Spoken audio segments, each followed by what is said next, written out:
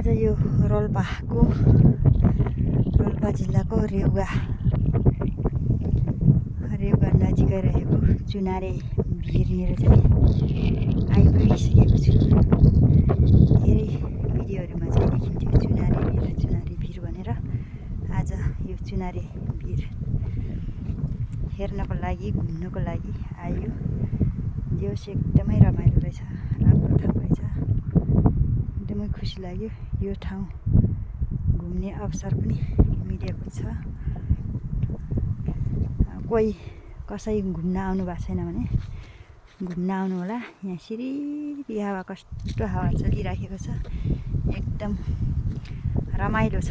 मन पनि फुरुङ्ग भए जस्तो लाग्छ यो ठाउँमा आएर हेर्दाखेरि।